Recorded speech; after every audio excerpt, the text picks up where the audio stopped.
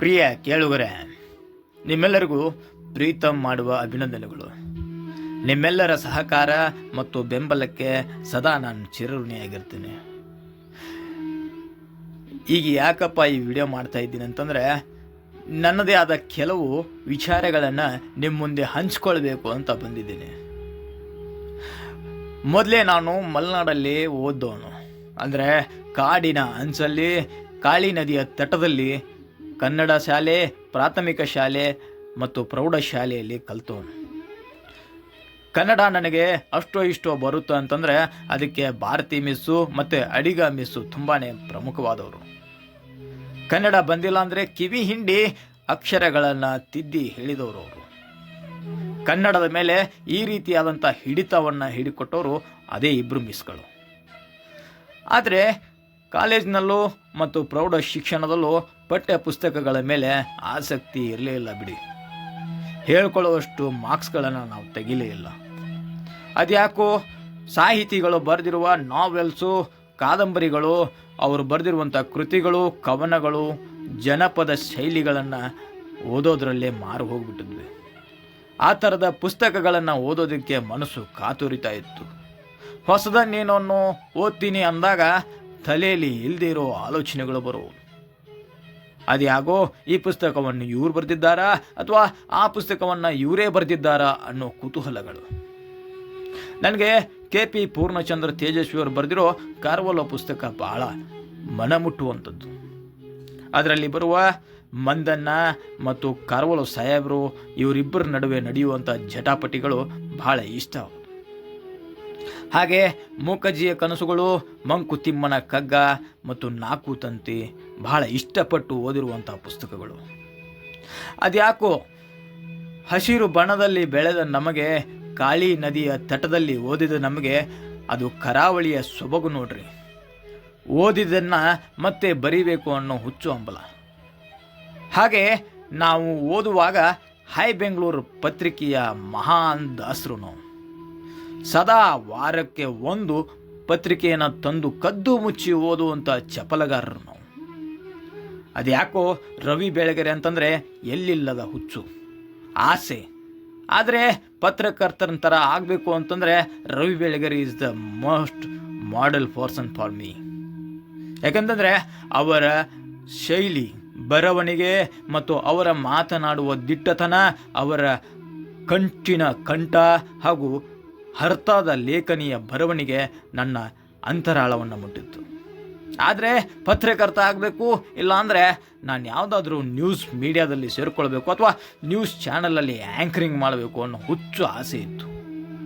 ಅದೆಲ್ಲದಕ್ಕೂ ನನ್ನ second PUC ಮುಗಿದ ನಂತರ ವಿದ್ಯಾಭ್ಯಾಸ ಕೈಗೆತ್ಕೊಂಡಾಗಲೇ ತಣ್ಣೀರು ಹೆಚ್ಚಾಗಿತ್ತು. ಅಂದರೆ ನಾನು ತೆಗೆದುಕೊಂಡಿದ್ದು ಟೆಕ್ನಿಕಲ್ ಫೀಲ್ಡ್. ನಿಮಗೆಲ್ಲ ಗೊತ್ತೇ ಇದೆ, ಟೆಕ್ನಿಕಲ್ ಫೀಲ್ಡ್ ಮುಗಿಸಿದ ನಂತರ ನಮ್ಮ ಕಡೆ ಎಲ್ಲೂ ಕೆಲಸ ಸಿಗಲ್ಲ. ನಾವು ಮತ್ತೆ ಕೆಲಸಕ್ಕಂತ ಹೋಗಬೇಕಾಗಿದ್ದು ಬೆಂಗಳೂರು ಮಹಾನಗರಕ್ಕೆ ಅಥವಾ ಪೂನಾ, ಬಾಂಬೆಗಳಿಗೇ ಹೋಗಬೇಕು. ಅದರಲ್ಲೂ ನಾನು ಬೆಂಗಳೂರಿಗೆ ಬಂದು ಪ್ರತಿಷ್ಠಿತ ಕಂಪ್ನಿಯೊಂದರಲ್ಲಿ ಕೆಲಸ ಮಾಡೋಕ್ಕೆ ಶುರು ಮಾಡಿದೆ ನೋಡ್ರಿ. ಅದು ಯಾವ ಹುಚ್ಚು ಹಂಬಲನೋ ಗೊತ್ತಿಲ್ಲ, ಇನ್ನಷ್ಟು ಹತ್ತಿರವಾದೆ. ರವಿ ಬೆಳಗೆರೆ ಅವರನ್ನು ಕಾಣಲು ಹಾತೊರಿತಾ ಇದ್ದೆ. ಅದೆಷ್ಟೋ ಬಾರಿ ಅವರ ಆಫೀಸ್ ಮುಂದೆ ನಿಂತು ಅವರನ್ನು ಭೇಟಿ ಮಾಡಲು ಅಂಗಲಾಚಿದ ಪ್ರಯತ್ನಗಳೆಷ್ಟೋ. ಅವರನ್ನು ದೂರದಿಂದಲೇ ನೋಡಿ ಕೈ ಮಾಡಿ ಸನ್ನೆ ಮಾಡಿ ಮಾತನಾಡಿಸಿದ್ದ ಉದಾಹರಣೆಗಳೆಷ್ಟೋ. ಆದರೂ ಪುಣ್ಯಾತ್ಮ ಕೈ ಸಿಗಲಿಲ್ಲ ಬಿಡ್ರಿ. ಮಿಂಚುವ ನಕ್ಷತ್ರ ಮಿಂಚಿ ಮರೆಯಾಯಿತು. ಕೊನೆಯಂಚಲ್ಲೂ ಕಾಣಕ್ಕಾಗದೇ ಇರುವಂಥ ತಟಸ್ಥ ನಿಲುವಿನಲ್ಲಿ ನಾನು ನಿಂತ್ಕೊಂಡಿದ್ದೆ. ಅದ್ಯಾಗೋ ಬಂದರು, ಪತ್ರಿಕೆಯನ್ನು ಆಳಿದ್ರು. ಹಾಗೆ ಅಕ್ಷರ ಬ್ರಹ್ಮ ಅನ್ನಿಸ್ಕೊಂಡು ಬ್ಲ್ಯಾಕ್ ಬ್ಯೂಟಿನ ಮೊರೆ ಹೋದರು. ಕೊನೆಗೆ ಅವರು ಮಾಯವಾದರು. ಅಂತಹ ಅಕ್ಷರ ಬ್ರಹ್ಮನ ಶಿಷ್ಯ ನಾನು. ಏಕಲವ್ಯ ಹೇಗೆ ದ್ರೋಣಾಚಾರ್ಯರ ಬಳಿ ಯುದ್ಧ ಕಲಿದೇನೆ, ಶಬ್ದವೇದಿ ವಿದ್ಯೆಯನ್ನು ಕರಗತ ಮಾಡಿಕೊಂಡು, ಹಾಗೆ ನಾನು ಅವರ ಬರೆದ ಪತ್ರಿಕೆಗಳನ್ನು ಓದಿ, ಅವರು ಬರೆದ ಪುಸ್ತಕಗಳನ್ನು ಓದಿ ಕನ್ನಡನ ಆದಷ್ಟು ಹಿಡಿತವಾಗಿ ಬಳಸೋದನ್ನು ಕಲ್ತ್ಕೊಂಡೆ. ಎಲ್ಲಿ ಯಾವ ಪದಗಳನ್ನು ಬಳಸಿದರೆ ಕನ್ನಡ ಎಷ್ಟು ಮೊಣಚಾಗಿ ನಾಟುತ್ತೋ ಅನ್ನೋದ್ರ ಬಗ್ಗೆ ಅರಿವು ಪಡ್ಕೊಂಡೆ.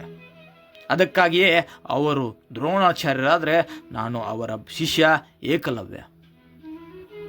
ಅದ್ಯಾಗೋ ಕಂಪನಿಯಲ್ಲಿ ಕೆಲಸ ಮಾಡ್ತಾ ಮಾಡ್ತಾ ಮಾಡ್ತಾ ಬೇಜಾರಾದಾಗ ಒಂದೊಮ್ಮೆ ಆ ಪುಸ್ತಕ ಈ ಪುಸ್ತಕ ಅಂತ ಓದ್ತಾ ಇದ್ದ ನನಗೆ ಖಾಲಿ ಡೈರಿಗಳು ಸಿಗೋದು. ಹವ್ಯಾಸಕ್ಕೋ ಅಥವಾ ಕಾತುರತೆಗೋ ಬರೆಯೋದನ್ನು ಕಲ್ತ್ಕೊಂಡೆ. ಮೊದಲ ಶೀರ್ಷಿಕೆಯಲ್ಲಿ ಬರೆದ ಪುಸ್ತಕವೇ ಕಂಬಿಗಳ ಹಿಂದೆ ಕೈಲಾಸ ಅನ್ನೋದು. ಅದ್ಯಾಗೋ ನನ್ನ ಪರಿಸ್ಥಿತಿ ಸರಿ ಇರಲಿಲ್ವೋ ಅಥವಾ ಪುಸ್ತಕಕ್ಕೆ ಹಣೆ ಬರಹವೇ ಇರಲಿಲ್ವೋ ಗೊತ್ತಿಲ್ಲ, ಅದನ್ನು ಪ್ರಿಂಟ್ ಹಾಕ್ಸೋದನ್ನೇ ಮರೆತುಬಿಟ್ಟೆ. ಪ್ರಿಂಟ್ ಹಾಕಿಸ್ಬೇಕು ಅಂದಾಗಲೆಲ್ಲ ಅದರಲ್ಲಿರುವ ತಪ್ಪುಗಳು ಎದ್ದು ಕಾಣಿಸ್ತಾ ಇತ್ತು. ಯಾಕಂದರೆ ನನ್ನ ಸಹಪಾಠಿಗಳು ಅಥವಾ ನನ್ನ ಕಲೀಗ್ಸ್ ಅದನ್ನು ಓದಿದಾಗ ಅರೆ ನೀನು ಬರೆದಿದ್ದು ತಪ್ಪು ಪ್ರೀತಮ್, ಈ ಥರ ಬರೀಬಾರ್ದು ಅಂತ ಹೇಳಿದಾಗಲೆಲ್ಲ ನನ್ನ ಒಳಗಡೆ ಏನೋ ಅಳುಕು ಕಾಡೋದು. ಅಲ್ರಯ್ಯ, ನನ್ನ ಬರವಣಿಗೆಯ ಮೇಲೆ ನೀವು ಈ ರೀತಿಯಾದಂಥ ಅವಮಾನಗಳನ್ನು ಮಾಡ್ತೀರಲ್ಲ, ಬರೆದು ತೋರಿಸಿ ಅಂತ ಕೇಳಿದ ಉದಾಹರಣೆಗಳು ಉಂಟು. ಅದ್ಯಾಕೋ ನನ್ನ ಪುಸ್ತಕವನ್ನು ನಾನೇ 2 ಬಾರಿ ತಿದ್ದಿದ್ದೀನಿ. ಗೊತ್ತಿಲ್ಲ, ಪುಸ್ತಕ ಮೊದಲು ಅದು ಒಬ್ಬ ಪ್ರತಿಷ್ಠಿತ IPS ಆಫೀಸರ್ನ ಜೀವನಕ್ಕೆ ಹೋಲಿಕೆಯಾಗಿತ್ತು. ತದನಂತರ ಗೊತ್ತಿದ್ದೋ ಗೊತ್ತಿಲ್ಲದೇನೋ ಬರೆದಿದ್ದ ಪುಸ್ತಕ ಆಗಿದ್ದರಿಂದ ಅವರ ಜೀವನ ಶೈಲಿಗೆ ಅನುಗುಣವಾಗಿದ್ದನ್ನು ತಿದ್ದಿ ಸುಮ್ಮನೆ ಕಾಲ್ಪನಿಕ ದೃಶ್ಯಗಳು ಅನ್ನೋ ರೀತಿ ಬಿಂಬಿಸಿದೆ. ಅದಾದ್ಮೇಲೆ ಗೊತ್ತಾಯಿತು ನಿಜವಾದ ಪೊಲೀಸರ ಕಷ್ಟ ಎಂಥದ್ದು, ನಿಜವಾದ ಪೊಲೀಸರು ಡಿಪಾರ್ಟ್ಮೆಂಟಿಗೆ ಬಂದ ಮೇಲೆ ಯಾವ ರೀತಿ ಕರಪ್ಟ್ ಆಗ್ತಾರೆ, ಮತ್ತು ಈ ರಾಜಕಾರಣಿಗಳು ಅವರನ್ನು ಯಾವ ರೀತಿ ಆಡಿಸ್ತಾರೆ, ಹೆಣ್ಣು ಹೆಂಡ ಹೊಣ್ಣು ಇದ್ದವ್ರಿಗೂ ಯಾವ ರೀತಿ ಕಾಲು ಬೀಳಬೇಕಾಗುತ್ತೆ ಅನ್ನೋದನ್ನು ನಾನು ಕಣ್ಣಾರೆ ಕಂಡಿದ್ದೀನಿ ರೀ. ಹಾಗಾಗಿನೇ ಆ ಪುಸ್ತಕವನ್ನು ಮತ್ತೆ ಬರೆದೆ. ಆದರೆ ಇದುವರೆಗೂ ಅದನ್ನು ಪ್ರಿಂಟ್ ಮಾಡೋಕ್ಕಾಗಲೇ ಇಲ್ಲ. ವಿಪರ್ಯಾಸ ನೋಡಿ, ಎಲ್ಲಿ ಅದನ್ನು ಪ್ರಿಂಟ್ ಮಾಡಿಬಿಟ್ರೆ ಎಷ್ಟು ತಪ್ಪಾಗುತ್ತೋ, ಎಷ್ಟು ತಿದ್ದುಕೊಳ್ಳಬೇಕಾಗುತ್ತೋ, ಅಥವಾ ಯಾರು ಎಲ್ಲಾದರೂ ಕಾಪಿರೈಟ್ ಅಥವಾ ಸ್ಟ್ರೈಕ್ ಅಂತಂದರೆ ಅದನ್ನು ಯಾರು ನಮ್ಮ ಜೀವನಕ್ಕೆ ಸಂಬಂಧಪಟ್ಟಿದ್ದು ಅಂತ ಕ್ಲೈಮ್ ಮಾಡ್ಕೊತಾರೋ ಅನ್ನೋ ಭಯ. ಹಾಗಾಗಿನೇ ಈಗ ಮುಂದಿನ ವಿಡಿಯೋದಲ್ಲಿ ಆ ಪುಸ್ತಕದ ಎಳೆಯಾಗಿ ಆಡಿಯೋ ಬುಕ್ನ ತರೋದಕ್ಕೆ ಟ್ರೈ ಮಾಡ್ತೀನಿ. ನಿಮಗೆ ಆ ಪುಸ್ತಕವನ್ನು ಉಣಬಡಿಸೋದಕ್ಕೆ ಪ್ರಯತ್ನ ಮಾಡ್ತೀನಿ.